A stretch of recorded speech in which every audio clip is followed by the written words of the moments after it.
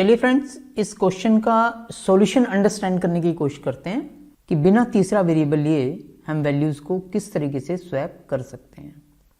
मान लीजिए आपने एक वेरिएबल लिया a, इसमें यूजर वैल्यू डालेगा, कोई भी यूजर ने वैल्यू डाल दी, मान लीजिए 5 डाल दी। एक दूसरा वेरिएबल लेंगे, हमने ले लिया b, इसमें भी यूजर ने वैल्यू डाली, मान लीजिए इस बार डाल दी 4।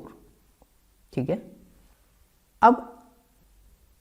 अब हमें क्या करना है, वैल्यू को स्वैप करना है कि a की वैल्यू b में चली जाए और b की वैल्यू a में चली जाए। तो उसके लिए क्या करेंगे हम, मैंने लिया a इक्वल टू, मैंने इन दोनों को ऐड कर दिया a प्लस b। ठीक है, तो अब a के अंदर जो भी वैल्यू थी और b के अंदर जो भी वैल्यू थी, दोनों का सम हो जाएगा। यानी हमारे केस में हो जाएगा a के अंदर कितना आ गया, 9। यानी अब a के अंदर 5 नहीं है, क्योंकि 5 तो हट जाएगा जब नई वैल्यू असाइन हो जाएगी।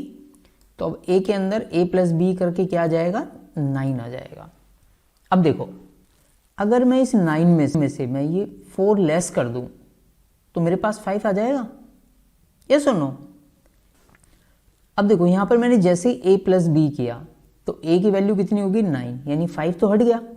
लेकिन 5 हट तो गया, लेकिन मुझे पता है कि अगर इस 9 में से मैं 4 लेस कर दूंगा तो मेरे पास वापस 5 आ जाएगा, यस और नो। तो हम क्या करते हैं, हम कर देते हैं a माइनस बी। कितना आया, a माइनस बी करके वापस 5 आ गया। 5 किस में स्टोर करें, अब देखो 5 हमें चाहिए था b में, तो हम क्या करते हैं, इसे डाल देते हैं b इक्वल टू, यानी 5 किस में साइन हो गया, b में साइन हो गया।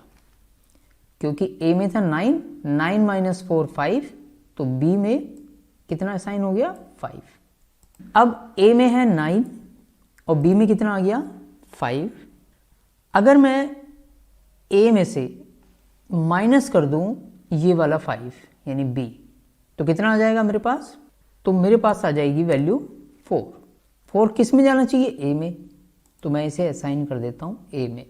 तो जैसे ही आप लिखेंगे a माइनस बी, क्योंकि a में अभी भी 9 है और b में 5 आ चुका है, तो जब 9 में से 5 लेस करोगे तो फिर उससे बच जाएगा 4। तो 4 किस में साइन कर दिया हमने, a में।